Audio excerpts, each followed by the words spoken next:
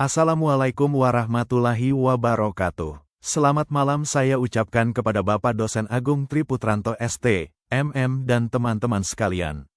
Pada materi ini akan dibahas dua konsep utama dalam ekonomi teknik, yaitu pembayaran tunggal dan pembayaran seri atau anuitas. Kedua konsep ini digunakan untuk memahami bagaimana nilai uang berubah terhadap waktu, serta bagaimana pengaruh bunga dalam setiap keputusan finansial, terutama dalam konteks teknik dan proyek. Latar belakang. Dalam setiap aktivitas ekonomi, uang selalu menjadi alat utama dalam transaksi. Namun, nilai uang tidak bersifat konstan karena dipengaruhi oleh waktu.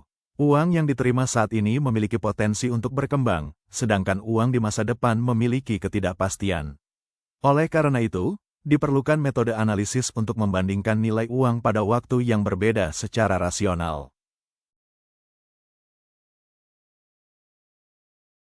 Konsep pembayaran. Pembayaran merupakan proses perpindahan nilai dalam suatu transaksi. Terdapat dua jenis utama, yaitu pembayaran tunai yang dilakukan secara langsung, dan pembayaran kredit yang dilakukan secara bertahap. Perbedaan waktu antara kedua jenis pembayaran ini menyebabkan munculnya bunga sebagai kompensasi atas penundaan pembayaran.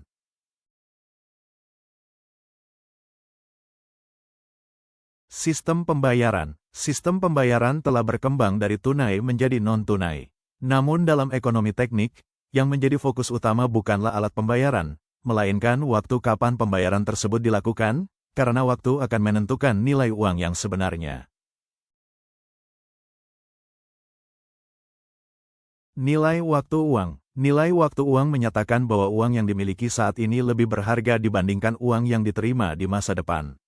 Hal ini karena uang saat ini dapat diinvestasikan dan menghasilkan bunga. Dengan kata lain, waktu memberikan kesempatan bagi uang untuk berkembang.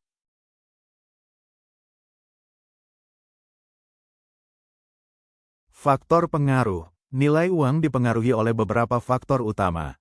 Tingkat bunga menentukan seberapa besar pertumbuhan nilai uang. Waktu menentukan lamanya pertumbuhan tersebut. Inflasi menyebabkan penurunan daya beli, sedangkan risiko mencerminkan ketidakpastian yang mungkin terjadi di masa depan.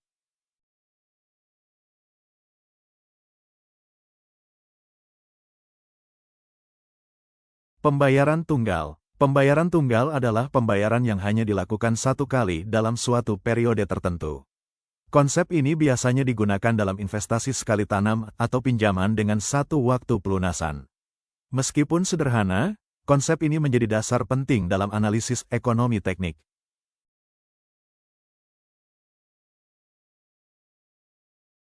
Nilai masa datang. Nilai masa datang digunakan untuk mengetahui berapa nilai uang di masa depan. Uang akan berkembang karena adanya bunga majemuk, yaitu bunga yang dihitung dari nilai pokok dan bunga sebelumnya. Hal ini menyebabkan pertumbuhan uang bersifat eksponensial. Rumus ini menunjukkan bahwa nilai masa depan dipengaruhi oleh nilai awal, tingkat bunga, dan waktu. Semakin lama waktu dan semakin tinggi bunga, maka pertumbuhan nilai uang akan semakin besar.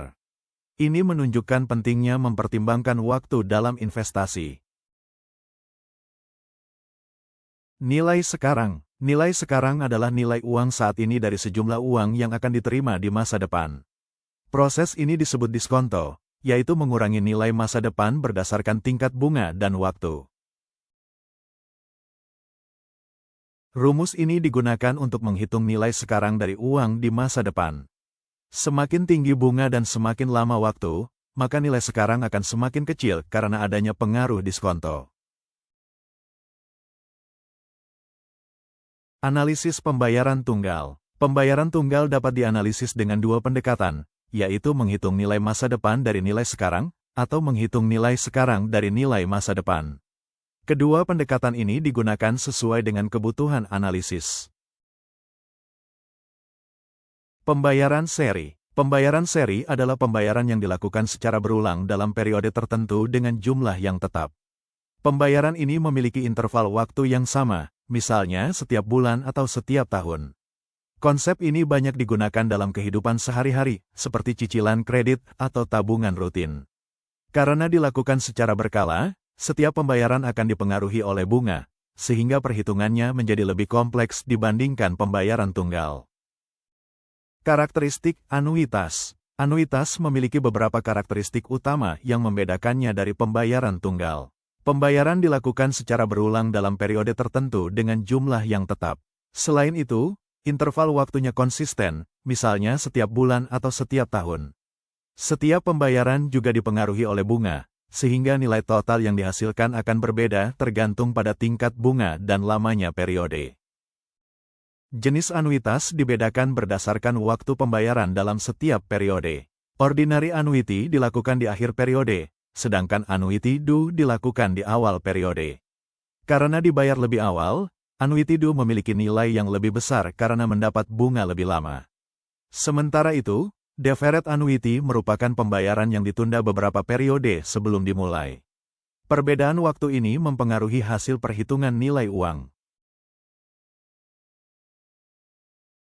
Rumus ini digunakan untuk menghitung total nilai dari pembayaran rutin yang diakumulasikan dengan bunga. Setiap pembayaran akan berkembang sesuai waktu dan bunga.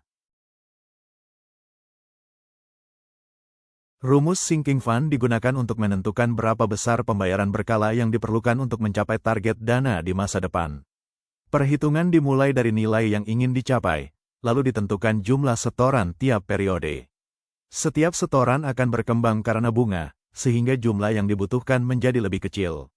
Semakin tinggi bunga dan semakin lama waktu, maka pembayaran per periode akan semakin ringan.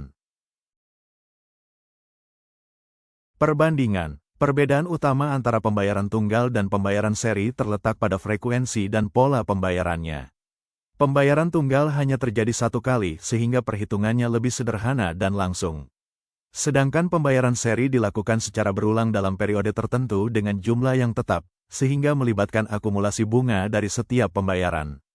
Oleh karena itu, pembayaran seri lebih kompleks, namun lebih sering digunakan dalam praktik seperti cicilan dan tabungan rutin.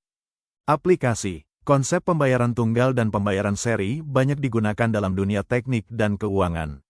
Misalnya dalam analisis investasi proyek, untuk menentukan apakah suatu proyek layak dijalankan atau tidak. Selain itu, digunakan dalam perencanaan biaya, penggantian peralatan, serta perhitungan cicilan dan tabungan. Dengan memahami konsep ini, kita dapat membuat keputusan finansial yang lebih tepat, terukur, dan berdasarkan perhitungan yang rasional.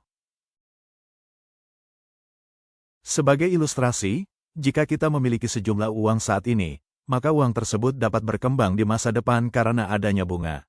Semakin lama uang tersebut disimpan dan semakin tinggi tingkat bunga, maka pertumbuhannya akan semakin besar. Hal ini menunjukkan bahwa waktu memiliki peran penting dalam meningkatkan nilai uang. Sebaliknya, jika kita melihat dari sisi nilai sekarang, maka uang di masa depan harus didiskontokan. Artinya, nilai uang tersebut akan menjadi lebih kecil jika dihitung saat ini.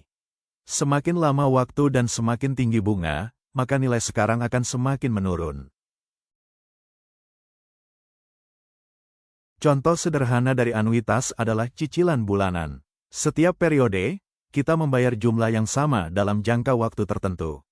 Setiap pembayaran akan dipengaruhi oleh bunga, sehingga total pembayaran akan lebih besar dari nilai awal.